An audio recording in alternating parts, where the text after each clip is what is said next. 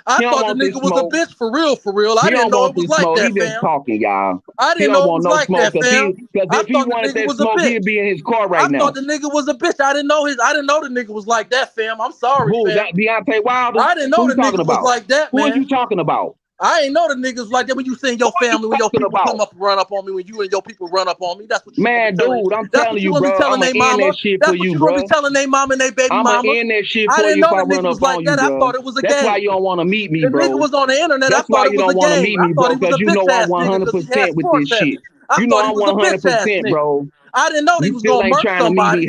I halfway, didn't know he though. would murk the nigga. Man, I you thought he was a on you bitch ain't ass trying. You nigga. telling I didn't know his motherfucking bitch would fantasy murk a stories, nigga. nigga. Let's do some real Yeah, life yeah, shit. yeah. Well, we ain't got to do Let's that do in some public, real nigga. life shit. Get off the You ain't got panel. to do Go that get in in your public. car, nigga. Gas that You ain't motherfucker got up to do off that that in public. We ain't plane got to do all pawn that in ticket, public. nigga, and let's We ain't get got it. to do all that in Cash public. at that nigga, Let's yo. get it, nigga. Cash at that nigga like 20 hours. Let's get it, nigga. Meet me halfway. So he can meet you I'll halfway. meet you in Knoxville, Tennessee, since you don't want to travel, bitch ass nigga. That's Cash at close me. enough. Gotta go. Let meet me somewhere. Name it, nigga. My shit gassed up, ready. Let's get it. If he send you 50 hours for gas, you gotta go. What's up, bro? Fuck this panel shit, nigga. Let's get it. I don't even know why you talking I public know at you this don't point. know. So I let's don't get even know back why to you boxing. talking That nigga public at this bitch. point.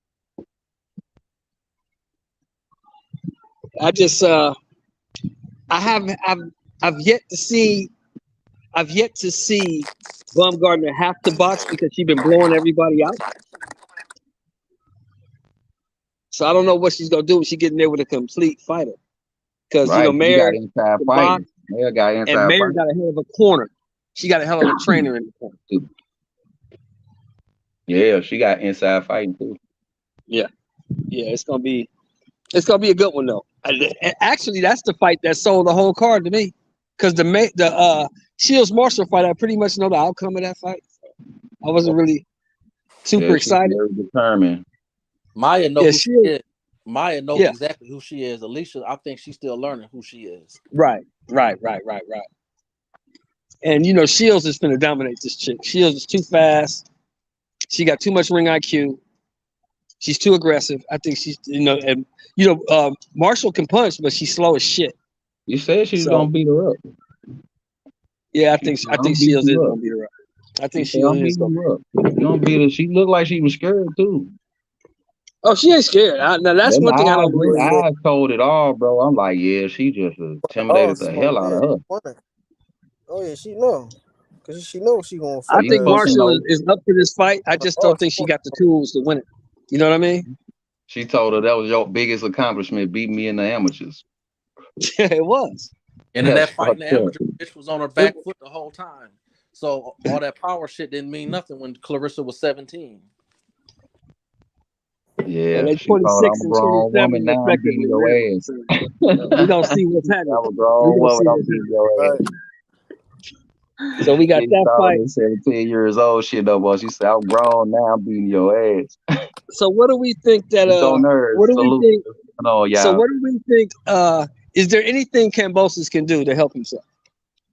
Man, he Yeah. want to play dirt, man. He going to I don't know, man. He want to go in there with his, you know what I'm saying? With Hey, man, he got to do a Holyfield. Oh, go ahead, Ty. Go ahead, Ty. Oh, I mean, shit.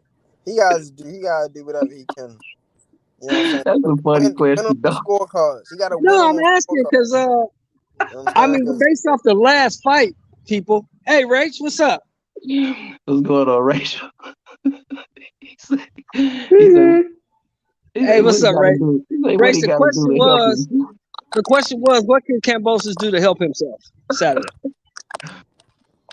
Not go to the fight. There you go. See, there you go. There you go. That's what I see, Rachel. That's what I see. There's nothing he can do. Put on The some only big thing that old he's going ears to try and to say, do, he's going to try to get him to engage more. But I mean, shoot, if Devin was that disciplined the first time around, what makes you think he's going to go away from his game plan this time? man, Yeah, I just don't. same thing, same results. Yeah, he's going to try. He's not a boxer, so he's going to want to pull him into a firefight. But Devin's not one of those hot-headed kids, right? Most So right. If it end up being the same fight like the last fight, what would y'all think about Kambosos? If it's like the same type of fight from last, like he just dominate him every round. Man, another day at the office, man. That's all we could say. I'm gonna look at Kambosos like, man. didn't he say that he was going to quit if he lost? Yeah, he says he's going to retire. I mean, he's got $13-14 million. Why not? But still, like you got lucky with them belts. I want you gotta fight T. It's not like he sucks. It's not like he sucks, right? So, I mean, I guess the question is the passion there? If the passion's not there and you made your money, then go. If the passion's there, I don't think that, he's going to be able to still beat, guys in that division. So, it's just, like I said, it depends. Like, I've been hearing rumors that he was sleeping in the gym and blah, blah, blah, blah, blah. But I don't know. Same thing with all the rest of these batter fighters. If your ass ain't got the momentum, man, just give it up, bro. It's over. Well, the thing is, like what Floyd used to always call him, he's a good little fighter. You say a good little fighter. He's a good little fighter. He is. He's a good fighter. He's good. He's a Kambosos B can't level. fight. He's a B level guy. He'll always be around the picture, but he'll never. I think that was his one shining moment. Does anybody disagree? I think that was his one shining moment. Yeah, I think Man, he you caught. might well get the javelin and stand by the gate, bro. I think he caught T.O. I think he caught T.O. off guard. I think he just caught T.O. in the wrong state of mind, really. And that's fine. But I always say the same thing. Whose fault is that? No, I get that, brother. I agree with you. I think Whose fault is that? That's not his fault. He showed up to fight and he won. So I agree. I think he young MC. I think he a one-time wonder, bust a move. well, we damn sure finna find out. I mean, I pretty much got that one pegged. Yeah, I'm really everybody got interested. there doing the same thing, You man. know the fight that's you really can't got sleep. me interested? You know the fight I'm really interested in, honestly? Caleb I'm Plant. honestly interested in Plant and Darrell. Yeah, I want to see it. Yeah, I'm definitely. Slick versus Power. Because Plant You don't got like one guy who can box but got no pop. Right. You got another guy who's like 63 years old. I want to see the. Plant don't So like. I want to see. That's my But thing. Darrell is still slick with his shit, though. He still got some slick moves, but hey, Father Time. Yeah. Waits on no man. Man, time don't wait on nobody, but it sure kill speed. Plant don't like to get hit though. You know that nigga be throwing jabs with his way back. Like this nigga, he throw jabs backwards. Does anybody give Darrell a shot in this fight? I do. I give him a shot. I give him a shot just because he's sleep and he can still box. But it's both of them hate body shots. So if they throw a double hook to the body, they both going down, man. I'm just saying, man. Tag that body. Man, they don't like body shots, and neither one of they is. But I see Darrell can take more than the Caleb Plant can. But Father Time, his body is man. If a double It's gonna body be a shot fight. happens, I would die. A double I would body die shot laughing. go down, yes, man. I'll be weak. And that better be fight of the year, because Man. Who you got? if that Who you better got? be fight Who of you got? Who you got? What? Who you got? I mean, Rach? I'm Who you leaning got? towards Plant, but Darrell has power. That's what I'm But saying. that's the thing. He's sneaky. You can freaking get just one punch in. But if there was a double, okay, just picture this, guys. If there was a double body shot and both of them that went down, they would both be staring at each other like, I'm gonna get up. I'm gonna get up. Like they're both like looking, like talking shit back and forth. Like I'm gonna get up. You gonna get up? I'm gonna get up. You gonna get up? And it would just be like this thing. And that better be the fight of the year. Hey, Rachel, it's like that movie where the two guys, their gun is empty, they laying down ready to shoot each other. Exactly. Both Yeah. of their guns empty. They like, oh. Wow. Hey, a double body shot, double knockout, man. That I'd really be weak because neither one of them can't take it. Yeah, but to see, It's but gonna be a good fight. a body shot. What I like about a body shot versus a headshot is the headshot. You're done, right? You can't answer. A body shot, you are fully cognizant, and your body's like, "Fuck you, stay down." That's what I love about body shots. Man. You can't. There's nothing you can say about a body shot. You can't say, you can't say, "Oh, it didn't hurt," or oh, like D'Artagnan, he had said that, "Oh, Nito, I don't remember him hitting me that hard or whatever." And I'm like, when we were building up to the second fight, and I'm like, "Did you get hit that hard?" I mean, so a body shot, they just look at you like when Nonito hit Gaballo, he looked at Nonito and he was just fucking, there's nothing he could do. Your body's going to fight you on it no matter what. Can't fix that. I mean, we can all agree that Oscar De La Hoya was a dog, right? We can agree to that. No, Oscar fought everybody. He didn't duck no smoke. He fought everybody. Yeah. But when Bernard hit him with that liver shot, he should have ducked that nothing body. he could do. Nothing he could do. He was done, man. He jumped in with it too, Mr. Shelby. He caught it. He caught him tripping.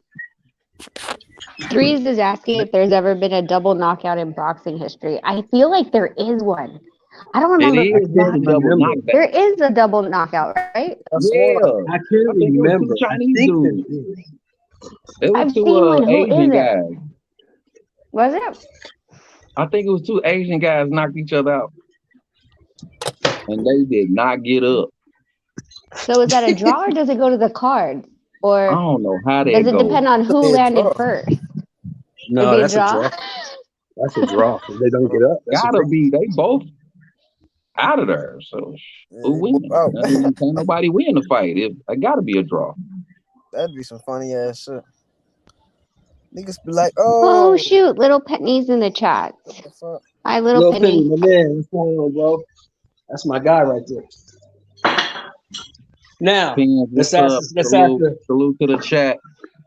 let's address the elephant in the room. Who's paying $80 for this card? Which card? Oh wait, there's so many cards. I don't even know which card's on what. I mean, I know the Well, Bumgarner one and the stuff. ESPN card is free, right? The ESPN card That's is free. plus, right? That's free. Yeah, that's on that's ESPN free. Plus. Yeah. Okay. So those two fights are free. Now the Wilder Helenius, that's $80. Who's paying for it? I thought that shit was like 20. Man, I'm waiting on that to come out on bootleg DVD. Y'all don't want to see the Kang? Yeah, I want to see the knockout. Y'all don't want to see the Kang? Kang Wilder. Man, But you know what's funny? I bet you Barclays is gonna be sold out. I bet What you do you Barclays guys? sold out. You guys were talking about Michaela versus Bumgarner earlier. What did you Yeah. guys like on that fight? I like Michaela. I think Michaela's the better boxer. I think it's 50-50. Big Billo I say he just think paying if for it. Bumgarner can't catch you with that shot, Rach, what's next? If she can't catch you with that big shot, what's next? And I haven't seen that. Yeah, She got good footwork. I haven't seen. The thing is that Michaela's like foundational training isn't exactly that clean. So I agree. It's 50-50, but like I want Bumgarner to win because like I think that there's more technical movement. Michaela, look at her fucking footwork, man. I don't know if she'll move around the ring, then she'll plant really heavy on her heels. I don't know if that's just because she's tall. And then you could almost predict exactly what she's going to throw. It's usually the same combination every single time. And I was talking to Onito about it. I go, do you guys train girls differently? And he's like, no, why? And I was like, well, so can you explain to me why technically there's not a lot of technical women boxers? And he's like, well, women versus guys. I go, bullshit. When you train a runner, you don't go, oh, well, you're a girl, so you need to run this way, and you're a guy, so you need to run this way. There's technicalities on how to train somebody. So why is it so different? So let me ask you, sister, is that predictability is a recipe for getting caught with one good one? I believe so, but she has to. The thing is, the one thing that Bumgarner's going to have to, decipher is Michaela's range. So she's going to have to break that barrier first. Who do you think is better for the sport, Rach? Michaela or Bumgarner? Better in what sense? I mean, in what sense exactly? I mean, Bumgarner's a trash talker. She's kind of exciting. She has a personality. Mayor will talk trash, but that's really not her wheelhouse. You know what I'm saying?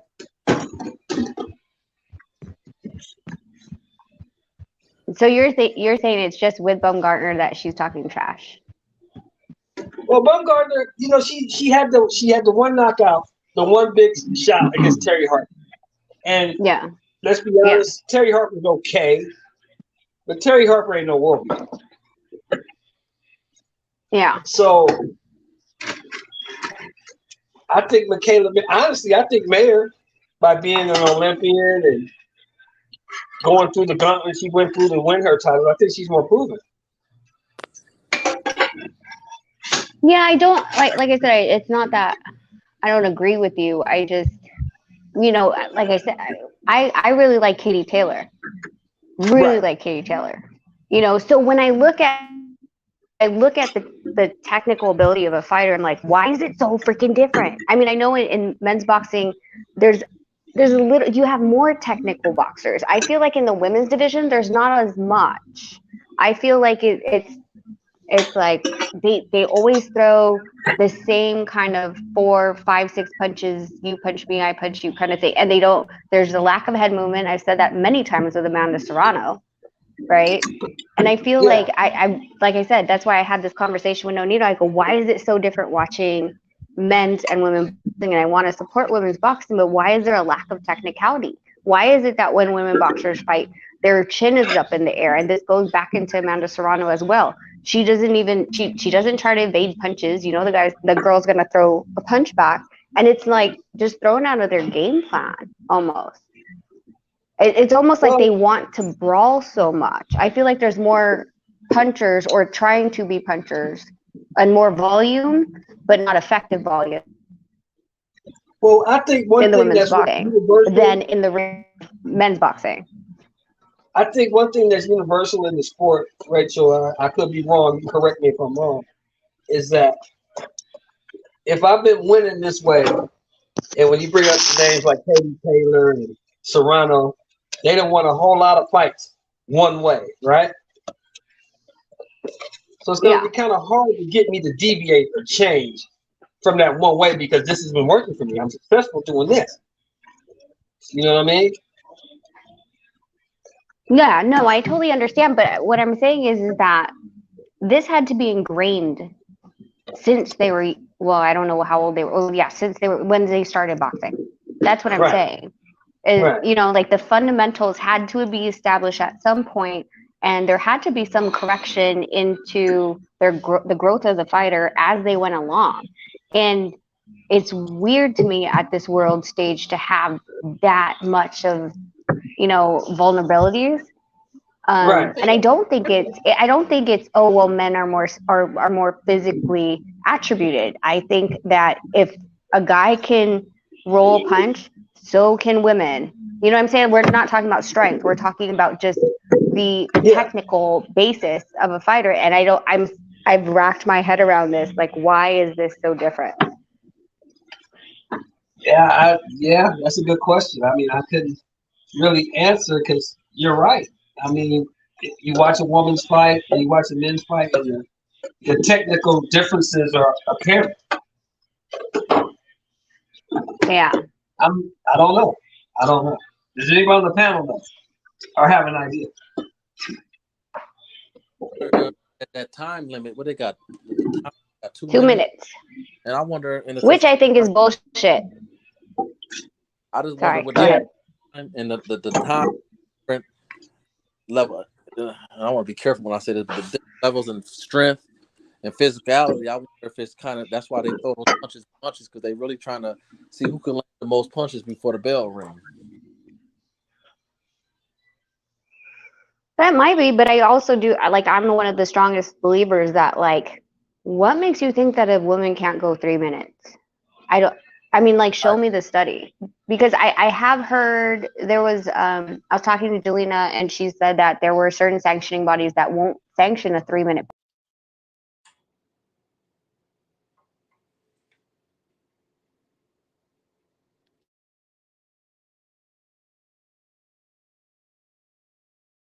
Fell out, huh?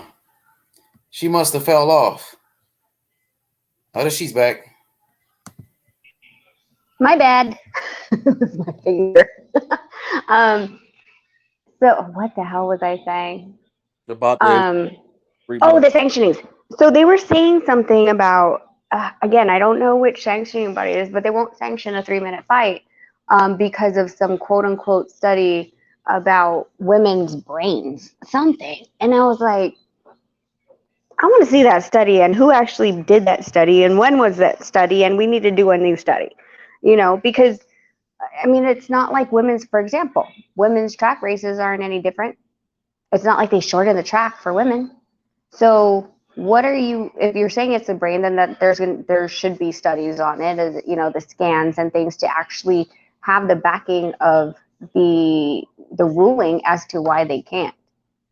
So, but you're right. It might be because they are 2 minutes. I know that when I've seen, you know, when I've watched these female fights, I'm like, that's it? Like, Jesus, like, what was that? You know, like, it was like a blink and it's pretty much done. So that might be part of the plan because of the fact that they only have 2 minutes. You don't really have a minute of a gaming period where you can feel out your opponent in the first minute and then kind of strategize for the next or implement your game plan in the next 2. I think, Rachel, a lot of it is still sexist. I think there are a whole lot of people, even people in the boxing industry, that still do not like to see 2 women punching each other in the face. Well, listen, I agree with the sister when she said about Katie Taylor, and I'm a Serrano fan, and I was a little biased after that fight, but if I'm being honest, if you ask me to be honest, I will say this. Taylor's one of the few women that, like, when you watch her fight, her foot movement, the way she go in and out, the way she throw her jabs, the way she parry, the way she fights, she doesn't fight like your typical woman. And even though Serrano is a beast, when you watch those two, far as technique is concerned, it's 2 different levels, and that's what played the indecision. So going back into Taylor's history, they've said numerous times ever since I began following her years back.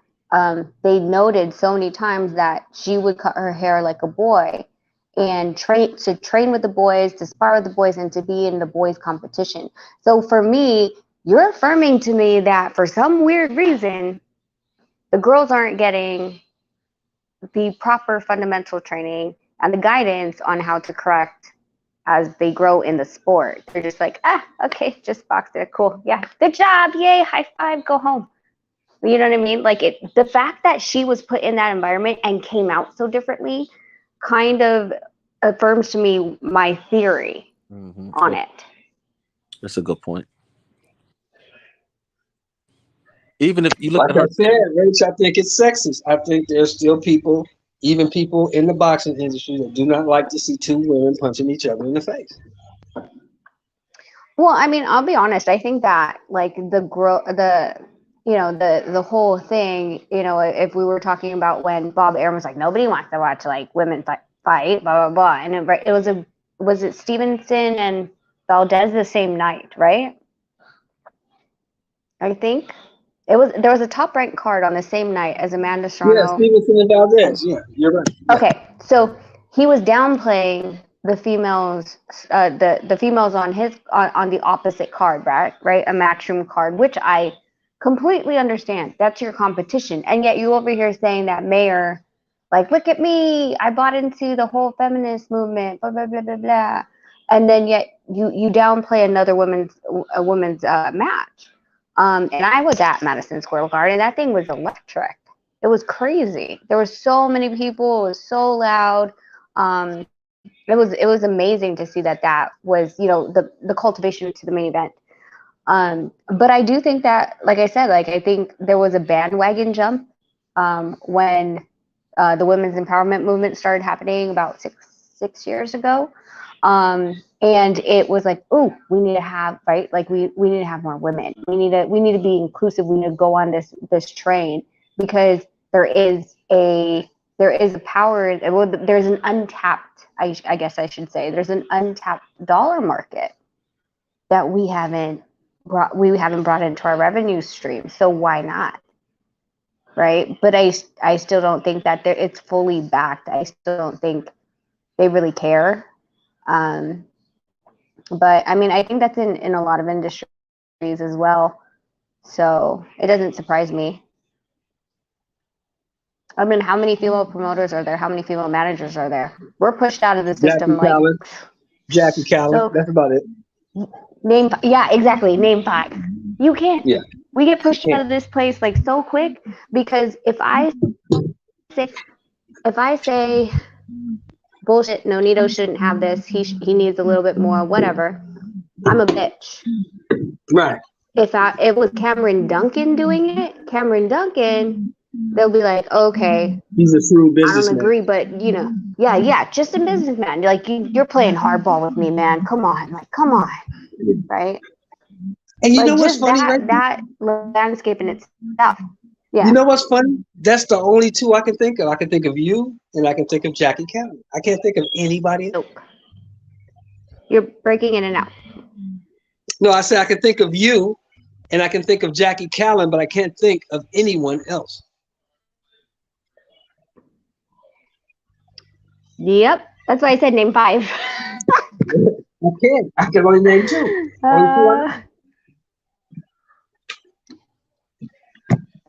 Jen did. She managed Shane for a bit. I don't know if they had their own promotional company or if she just managed him though. I'm not Shane sure. Mosley? You talking about Mosley? Yeah. That's pretty much it. There's really not a lot. Like there was a women in boxing luncheon years ago, probably 5 years ago, I want to say. And I went to it, and literally, Jackie was there, Jim was there, I was there. The rest were wives of a manager, wives of a fighter. And then you have Michelle Corrales, who is the president, I believe, of the Nevada Boxing Hall of Fame, who is, Diego's widow. Daughter, right? Is that Diego's wife or his daughter? What? Is that Diego's wife or his daughter? Right. But that's it. There's no one else. At that point, I don't believe. Well, I can't remember if that Top Rank. Oh my God, why am I blanking on her name? The Top Rank announcer girl that they brought in, Christina. I don't know if she was even there yet. Christina Punchy. Yeah, I don't even think that she was even in the system yet. So no, I was asking you, is that Diego's wife or is that his daughter? Wife. His wife, Michelle. His widow. Okay. Mm-hmm. Yeah. Yeah, Michelle. Mm-hmm. But literally, like you can count on one hand.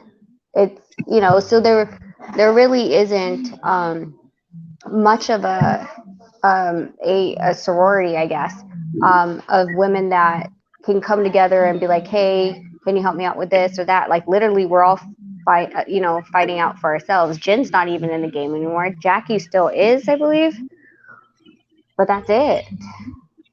There's not even. I mean, James Tony. You got women. Huh? Sorry, what? James Tony manager was a female, wasn't she? Wasn't it? Jackie Callan. I'm not sure. I got you. Jackie Callan was managing James Tony. Mm-hmm.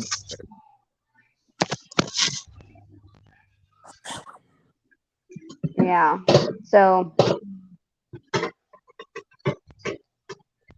that's. I mean, it is what it is.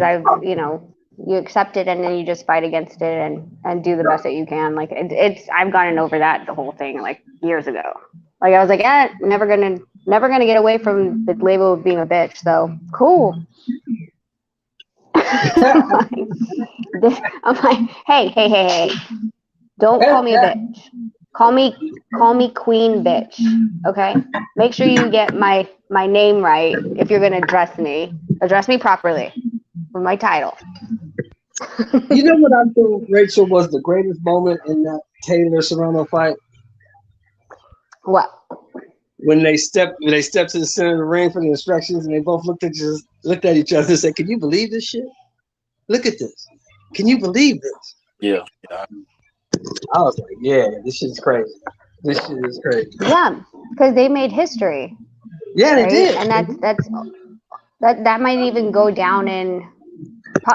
Would it go down in? I don't know if it'll go down in the Guinness Book of World Records, but it might. Because they weren't the first female main card, but they were the biggest draw card for a female main event. Because Michaela's had her. I thought Michaela had her. I don't remember now. Now I'm blanking. I thought Michaela had one in June that she was the main event for. Yeah, she did it in her hometown in Hermosa Beach. Yeah, they did it in Hermosa Beach. No, but she did one in Vegas too, because I was there. Oh, there was actually, I think. Okay, wait. I was at that fight. I don't know, maybe not, but either way, the fact that it's at MSG and not some, a smaller stadium, and it was sold out, and everything that the numbers that it generated was just eye-opening. So I think it should be an honorable mention that, it might not be the first main card, but it was the biggest draw to date. And then so the next person would have to beat that draw to be in the Guinness Book of World Records. So, speaking of that, what do you think this fight's going to draw to O2 on Saturday? I heard there's a lot that's a big stadium, right? Is that the 125,000? No, the O2 is like it's like a 20. I think it's like 23,000 on that. Oh, okay. Nonito was talking to me about a different stadium then. Talking about Wembley. Wembley's 2022. Yes. There's a fight there, right? Like, I think, babe, is Sonny Edwards at Wimbledon? At Wembley? Oh. Who's in Wembley? Who's fighting in Wembley then? Oh, he doesn't remember. He was naming off fights for the next month, and then he said something about the Wimbledon, and I was like, okay. Was the last fight I can remember at Wembley was Fury and White. That was at Wembley. See, whenever people say numbers like that, I literally am like, listen, I'd love to go, but I'm not going. Unless I have, like, just to get out of that place would be horrendous. Exactly. I'm okay. Anyway, to go back to your question, I mean, I don't know. The thing is that Michaela's not from there, so her draw is, a lot of her fans and family coming from here to go, to wherever she's fighting in the U.S. But and you have to remember that the they already did this 5 weeks ago. So whoever was coming to support her probably went home. That's right. Right. And they only had what 4 days of a vacation to even get there, and then we got postponed 5 weeks. Which, by the way, I thought was a bullshit fucking call. I understand and I respect that their queen mother died, okay? But if the queen mother died, then everybody needs to shut down business. Everybody. Every sport, every store, everyone. And I heard I saw a couple people on Twitter going, well, they canceled, I think, was it the soccer game or something? And I was like, oh, big fucking boo-hoo. The people that didn't cut weight. I was like, you're talking about team sport versus an individualized sport, which it's so far apart. You have no idea what you're talking about. Like, the fact that you have to schedule your sparring peak the week before you fight, in addition to scheduling your weight cut. Like, so where do you pick off now at 5 weeks before that you just hit a reset button? Do you reverse time and then do that? Do you take a week off, then go another 4 weeks prior? Or what do you do at that point? Do you go home? Because Michaela's whole camp and her sparring is over here in the U.S. You see what I'm saying? Like, it's not the same. Well, they wasn't gonna let Clarissa after they lost the Queen. It'd be goddamn if they let Clarissa Shields come over there and beat the brakes off of Savannah after they just lost the Queen. Oh hell! Yeah, Clarissa went home. She went home that following Monday. I know Clarissa went home. I think Baumgartner went home. I think they all went home, Rachel. I think they all went home. They'd have been. Clarissa would have never got home in one piece as she went out there and beat Savannah the day after, 2 or 3 days after the Queen passed. Oh no! But see, that's what I'm saying. Like, okay, reschedule a soccer game. Who cares? Like 2 weeks out with a whole freaking team of people that right? We're not talking just a soccer game. We're talking about the English Premier League. That's kind of big out there. No, I get it. I hear you. But soccer is not boxing. They're not cutting weight. They don't give a shit if it's not. Yeah, if you delay them a week or 5 weeks, do you think they give a shit? They're on salary. Yeah, they don't care. They don't care. You're right. You know what I'm saying? Like, that's totally fucking different. It's disrespectful. It's like, motherfucker, do you have to step on the scale every single time that you step onto the soccer stadium? No. Does your money have to do with you fighting one fight? No. Exactly. So you could go sit your ass home and I'm going to go make my weight and fight and collect my purse and go home. That's Exactly. where I feel like people don't understand like the hardships of boxers. Like to do that is just, oh, I'm sorry. You thought it was going to be that easy for me to like cut weight, and then now you want me to come back and cut weight again? But you know, a Oh, I'd lot be of people are pissed. under the impression. A lot of people are under the impression, Rachel, that the promoters pay for training camp, which is not true. Which is not true. No, that would have to be in your fight contract. Some fighters Exactly. negotiate it in, some don't. But even if you Hmm. have a fight camp, okay, so let's just say everything's like agreeable, okay? They come to me and they're like, "Oh yeah, sorry, we know you cut weight and weighed in, you flew all the way over here, but we're going to postpone it 5 weeks." And I'm like, "Okay, well, I want to fight home. I want more training expenses. I want this, I want this, I want that." And they're like, "Okay, but now you have to deal with jet lag when you get back home. So now you're out for about a week.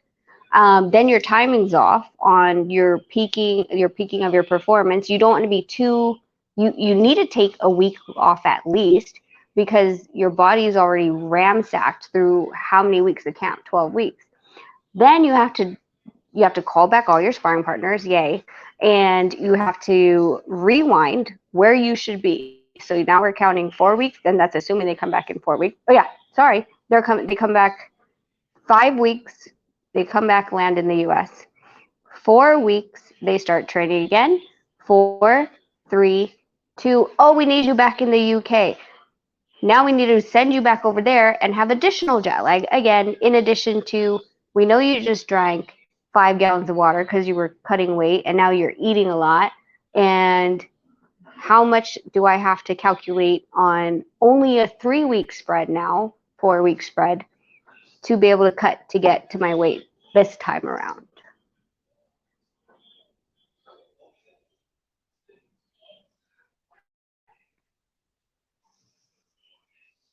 Hello?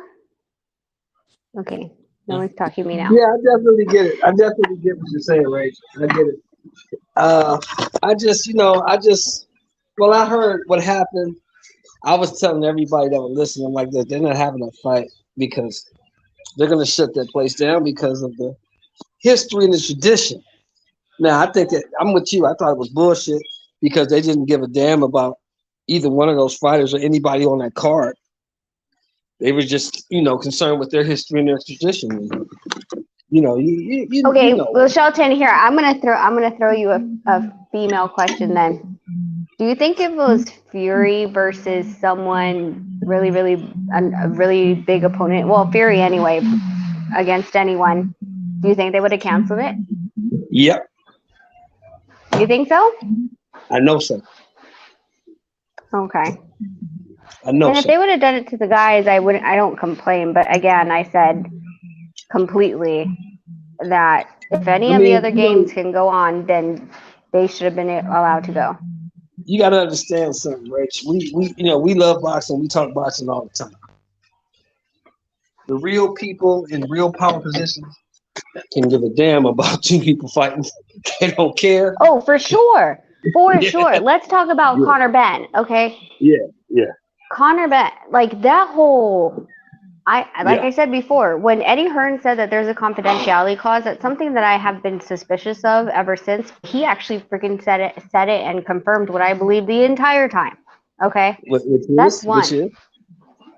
Which is that, okay, so when a fighter enrolls in about a 24/7 365, Right. it's just clean as day and transparent, right? If I test Right. positive, you're going to report it. Right. So there's that, right? But if a promoter contracts VADA, then you notice how like the reports are not initially announced by VADA. Who would have the initial results? You notice how it's the promoters or the commissions?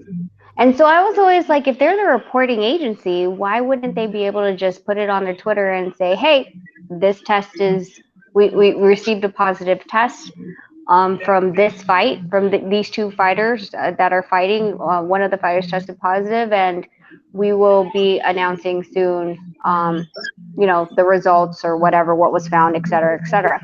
But they are not allowed to. I think because maybe they're subject to the person who's paying them. They're subject to the person who's paying them. You want one? Yeah. That's what I think. That's my belief. I think they're gonna answer to whoever's paying them. And if Eddie Hearn or Yeah, but it shouldn't be though. If you are a testing agency, it shouldn't be that way. That's what I'm saying. So I've always thought, I'm like, why is it this way? And I've seen a pattern. And when Eddie said it, it's confidential between the fighter, the promoter, and the commission. I'm like, why? Why are you keeping it confidential? If you're promoting a clean sport, transparency is key. But if you're trying, and here's what it showed us, right? The lack of transparency in the testing agency to allow to report without any judgment, without any biasness. Right. It allowed the fight to quote unquote continue for 2 weeks.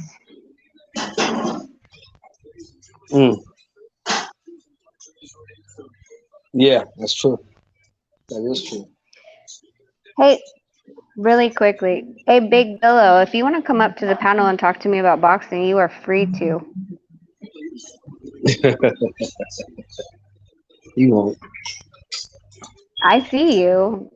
But I mean, it's cute to hide behind a chat handle.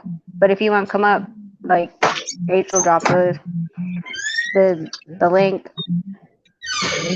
But don't tell me what I don't know. Anyway, okay, so that's it. Okay, so and then the fact that did you hear the follow-up report was that they said that there was another one. I don't gotta agree with y'all. I come to the panel anytime. I'm always on the panel. I've been on the panel for years. Shit, I just. So what do I not know about boxing? I just. You must.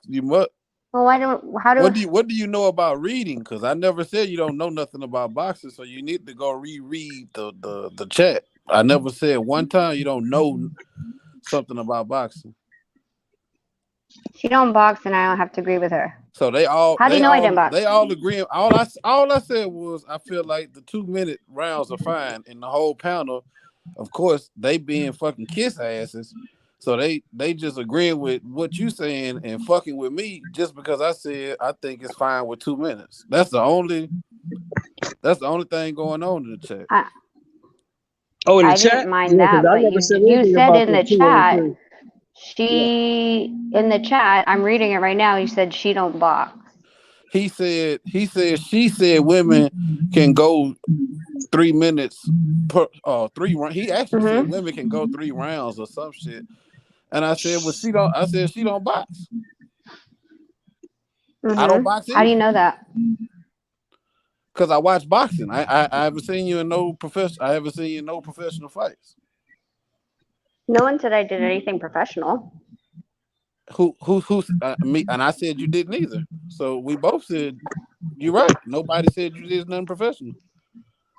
Right, and the only thing that I was saying, Billo, the only thing that I was saying is that if they I said you just started all this shit because I said it can go. I think 2 minutes is fine. That's your opinion. Yo, okay. All right then. So I don't understand what Let me clear this up real quick. I don't understand what the problem is. I actually trained under Eddie. But wait, stop. I actually trained under Eddie Croft, who was a professional boxer. When you said that I don't box and it's a shade, then there's a problem. Because what the thing is I don't have to tell you my credentials, but yes, I actually trained with Eddie Croft. I trained with a kid as well. That was the world champion. I've gone through, and then I went into martial arts. But I don't have to explain this to you.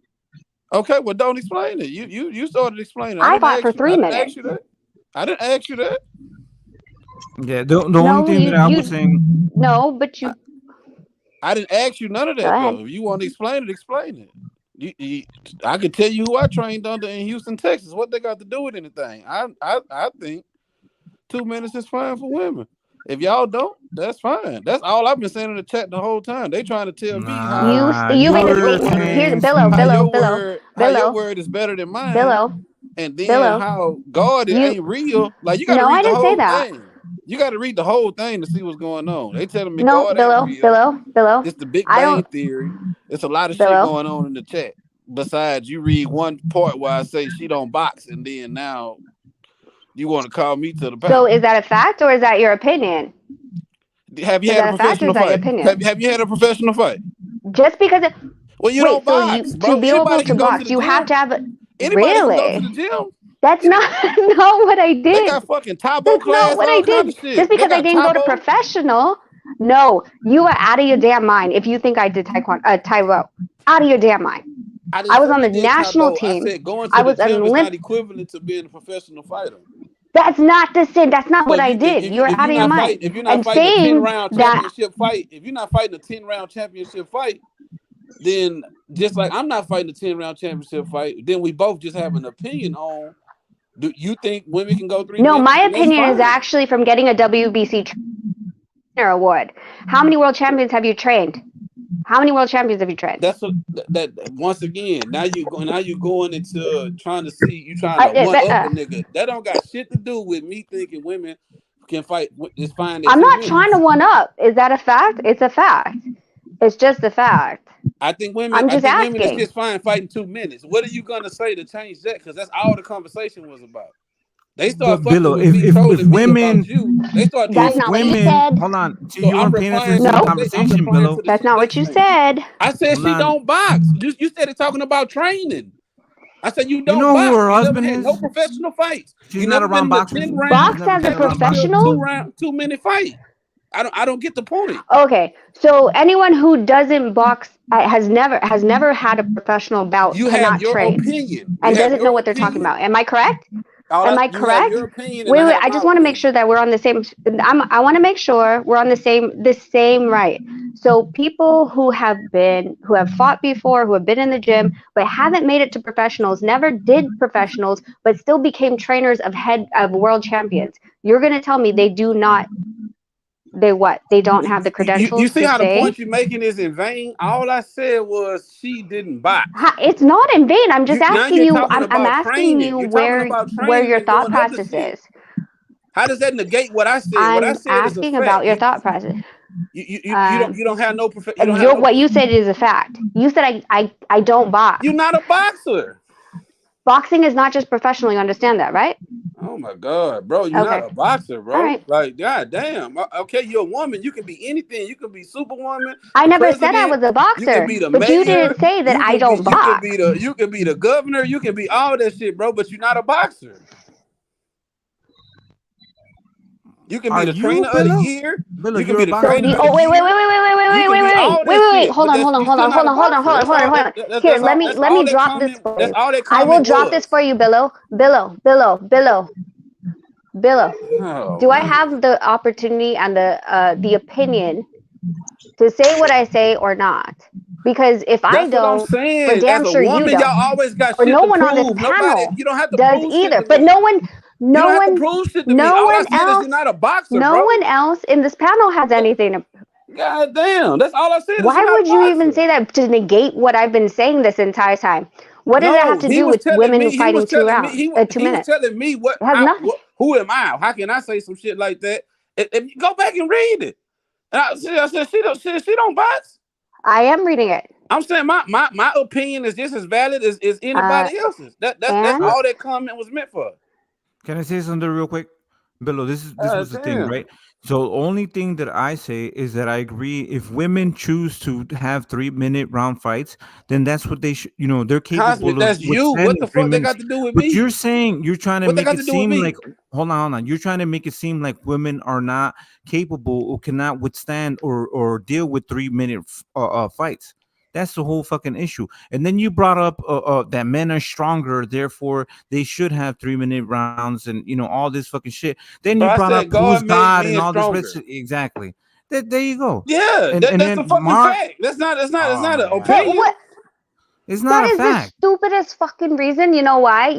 Because Okay, we're not fighting against guys. We're fighting you made against the point women. earlier that the women So run around the same track, right? When they time the times, who the fuck yeah, times are faster? Who the fuck Women are times are racing faster women. we than Men are are guys with racing men. fucking Stupid. Well, 3 seconds yeah. less?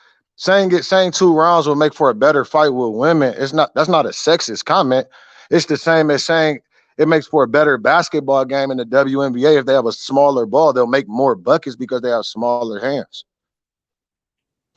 Right, No, but you have okay. professional. Hold on, You have hold professional on. women's I've been football. You have chilling. professional. Hold I've on, been because I chilling. want to bank on. I want to piggyback on what he's saying. You have professional women's football teams also. They do shorter quarters and shorter fields and all type of shit, bro. That's not a knock on a woman. Can they do it? Yeah, I'm pretty. They fucking they got superpowers, bro. They give birth, like you said in the comments. Like they got fucking superpowers. So can they? Yes. But when somebody call themselves looking out for the safety of a woman, and then y'all reverse it like it's somebody being sexist, I'm trying to show y'all, like, bro, that's a crazy way to think. Like, Well, look, like damn. in that Amanda fight versus Taylor, when she had Taylor in trouble, I'm curious on how it would have ended if it would have went the whole 3 minutes. Yeah, they look like they could have fought 30 more minutes because they fought 10 rounds. So another minute per round, 10 times. So another 10 minutes. They look tired than a bitch after them 10 rounds. Okay, no. They Let didn't look me like get they on could this. keep Hold going. on. I could be wrong, but they didn't look like they was just fresh and just ready to keep going and keep fighting. They was tired than a motherfucker. Can I get in on this? Can I get in on this, please? Because I've been patient. This is the thing, right? can. So if women, I'm not saying I'm not saying like, hey, women, you guys need to fight 3-minute rounds. I'm not saying that. If women are saying that they are capable and willing to fight 3-minute rounds, who are we to say that they can't? You know what I'm saying? So if they're trying to, legitimize their sport and make women boxing more entertaining, having 3-minute fights just like men do is what's going to keep, give them the respect. You know what I'm saying? So if you're trying, like, in Who boxing, don't respect them, hold bro? on, Who don't respect them? I'm just saying. So I this is love the thing women's that. boxing, bro. Okay. I No, watch I'm women's boxing. saying that if that's how women feel that they can compete and for 3 minutes and So you speaking for have. all women right now. You speaking No, for every woman no. in the I'm not. world. No, Billo. What I'm Okay, telling you bro. So is that's what I'm saying. What are you talking about? Talk that about they're how you feel. capable. They're Let him finish. capable Let me and mental. finish. Let me finish. Yeah, exactly. They're saying that they're capable and they're mentally and physically capable of fighting for 3 minutes. That's the thing. That was my only argument. Is if they choose to do so, then who are we to say they shouldn't? You know what I'm saying? It would make for more entertaining fights. You know what I'm saying? So if you like, boxing shouldn't be held to certain safeties, right? So if you're trying to protect people from getting knocked out, then it would be defeat the purpose of fucking prize fighting and It's boxing. not stopping You know what I'm nobody saying? from getting knocked out, bro. Like how you don't see the like Can you I ask? talking Can I Hurt, about ask a injured. question? you Can I? talking Can Okay, I? about Can I? wait, you a Can I? wait, moot wait. Can point, I say? bro. Can Can I I say? respond to that with a question really quick? Can I respond to that with a Damn. question really, really, And really can I? quickly? I just want. That's I got serious, next. bro. I just, okay, cool. I just want to respond to that with a question really quickly. So when whoever the powers that be are, who set in stone women's having 2-minute rounds, like why do you feel that they did that from the get go? Like why don't you think that they just did? Hey, y'all need 3-minute rounds and 3-minute rounds and 15 rounds and then down to 12. Like why weren't the guidelines the same from the get go? Like why do you think that is? So if you're asking me that question, I think it's because they didn't believe in women's boxing as like legitimate. They kind of saw it like something that was just like just here or there. But women's boxing, they do want to knock each other out. They do want to do the same thing that men do. That's what they base their skills and attributes, their mental fortitude to do You so. think they did 2 minutes because they don't take women's boxing They serious? they That's your didn't. They answer. didn't. Yeah. They didn't at That's first. They that's didn't the think that. reason they did 2-minute rounds Right. because they don't take women boxing serious. Yeah. So if you look Okay. at even Okay. Bob Arum, Cool. you don't see Bob Arum talking about like how he doesn't like women's boxing. He doesn't like women getting hit in the face and all of this shit. You know what I'm saying? So now women's boxing is getting respected. So now if women want to have 3-minute rounds, who are we to say, oh no, you guys should be protected. You guys shouldn't hurt yourselves. You guys are too pretty to get your nose broken and Do your you know eyes that's how? and Do you shit know like that's how that. sports go, bro? Like that's sports. Do you watch football? Do you know they don't tackle like they used to bro. tackle in 1970 in 1979? They don't tackle like that no more. Listen, okay, so the Like it's only two called other sports. You relevant, protect the athlete from themselves, bro. That's what sports for. That's what of course, sanctioning but bodies. That's what boxing, all that shit's supposed to be for. but You got to boxing is protect not the like athlete from that. themselves. This is not fucking Nah, oh my barbarian. god, This is not fucking barbarian. Goddamn, go it's out on your shield and die in the ring ass shit, bro. Like y'all want it to be. This is a bro. professional sport. Listen, you keep arguing as if men are fighting women. You know what I'm saying? Women are fighting women. How? Because I think 2 minutes is fine, bro. How? Go on Oh with my your life, my god, nigga. I think 2 minutes is fine. Go on with your life. that's your opinion. What we're Okay, saying so is stop if trying to women tell me why my choose, opinion is wrong. bro. But All we right, all can't right. like you said earlier, we can't make the argument that boxing hasn't changed because even boxing has changed from when we talk about levels of safety, when we talk about gloves, when we talk about rounds, when we talk about how he said when there was no rounds, you know what I'm saying? Like even boxing has changed throughout the years, and so at the end of the day, I feel like it's a progressive thing, but who's to say? I mean, you're making the argument that you feel that it's a fact that it is going to be more entertaining if women do 3 rounds. Who's to say that's a fact?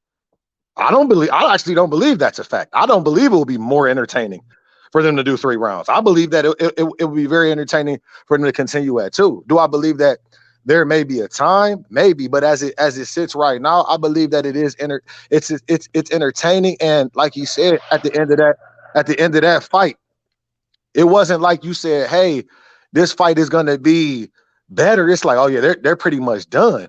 You know what I mean? So that's But just that's not fair. that's That's just an not opinion. fair. But And listen, we're listen. That's not just an saying opinion. women That's can't Because just do no, an 3 rounds. opinion side of it, though. That's just an no, I opinion know, side but because he said, We're here's a you know not what I'm saying? saying scientific. women can't do 3 But rounds wait, too. wait, wait. Understand that too, though. Before you Here's the start, we're not scientific saying y'all fact. can't do 3 rounds. That's not the point. Not at That's not the all. Not at argument. all.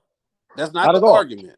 Saying women are not strong enough. Okay. That's not the argument at all. You I breaking hear up, all your Rex. points.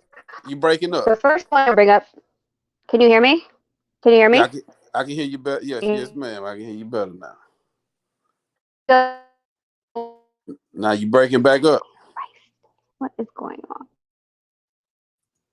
Yeah, try to go outside, Rachel. Yeah, you know how these phones are. I mean, I don't know if you're on the Yeah. phone, but you know how these phones are. Yeah, I think y'all got my point completely missed. I'm not saying women can't do 3 rounds, bro. They don't have the fortitude to do 3 rounds. That's if that's how you interpret it, then that means you misinterpreted, which won't be the first time, Cosmic. You misinterpreted what a nigga said. I'm not saying they can't do 3 rounds, like it's humanly impossible. I just said I'm cool and I agree with the 3 rounds. If you don't agree with my opinion, cool. Let's move on. Let's talk about boxing. Yeah, no, it's all You know good. what I'm saying? Like, The only thing that I'm saying is if they choose so, and Haplo was saying the exact maybe would be the solution, right? Maybe championship fights should be 3-minute rounds. 'Cause some amateur fights weren't they like 2-minute rounds before, or some we have amateur fights or like we have 4 rounders, we have development, type of rounds and scenarios. you You know talking what I'm about saying? women or Shorten men? time. No, no, Oh, and men. So like if we have like okay. 4 rounders for men, you know what I'm saying? That's only like what 12 minutes, right? So if you have a regular fight for women and it's 2-minute rounds and it's 8 rounds, that's what is that? It's going to be 16 minutes, right? So the difference would be whether they're championship. So if you were to say that the standard should be 2 minutes and then championship fights should be 3 minutes, that would be a different story. But if women choose to fight 3 minutes against another woman, I think that's their decision. And if they want to make the sport that they're trying to, be a part of, more exciting, and they say that 3 minutes would be the case, that's on them. Cosmic, if it's 3 minutes, I'm gonna watch. If it's 2 minutes, I'm gonna watch and support it. So, But that's the thing is that it's nothing. we're not being given the option. So, for example, you guys asked like, who are you speaking for the women boxers? I will tell you that 3 of the women boxers I personally know hate 2 minutes and they want the 3 minutes. Okay, that's one, and they're all Why? professional. Why they want 3 minutes though? That's the question I have. Because have you fought for 3 minutes? No, I'm Have you asking. ever? I'm just asking a No. I'm simple question. okay. Don't. I'm not attacking you. I'm asking you. Have You you asked fought me a for 3 question. minutes? I asked you a question. I asked you a question. Then you asked me a question. Just if you fought for 3 minutes, and I'll tell you, I have. Fighting for 3 minutes versus 2 minutes is different. Fighting for 2 minutes, you're literally so the referee says go. You're sizing up. You're moving your shoulders. You're trying to figure out what the hell they're gonna throw. And it takes a bit to get back into your rhythm from the 1 minute break that you just did. But by the time in women's boxing that they figure it out, there is no figuring out. You literally have to go. It's pushing you. It's pushing you to have to move the action a lot quicker and then not allowing you to analyze the situation first.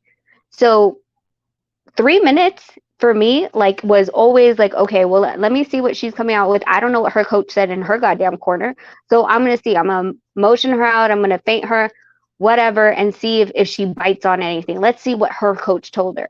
But you can't if I have to go rush into there, because guess what? I only now have a minute and 50 seconds. So it throws out the whole patience, the game plan, being able to execute because you're rushed. That 1 minute is everything. Okay, why So not do 4 rounds? I mean 4 minutes. because that's not what boxing was ever more based. time. That'll give you more time. Boxing used to That's didn't not what have no minutes. Boxing originated with no minutes. So you're talking about And then right we now had commissions. boxing. That's what I'm saying. It used to be no Yes, minutes. I'm talking no, about Used right to be no minutes, no rounds. Then it went from unlimited because amount of of rounds. commissions.